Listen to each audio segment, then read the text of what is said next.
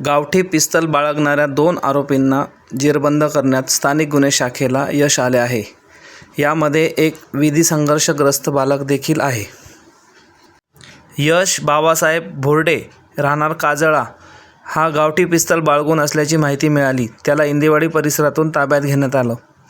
त्याच्यासोबत शिवम कैलास जाधव याला देखील ताब्यात घेण्यात आलेले आहे आणि एक विधी संघर्षग्रस्त बालक देखील आहे. त्यांच्याकडनं एक पिस्तूल, एक आयफोन मोबाईल जप्त करण्यात आलेला आहे.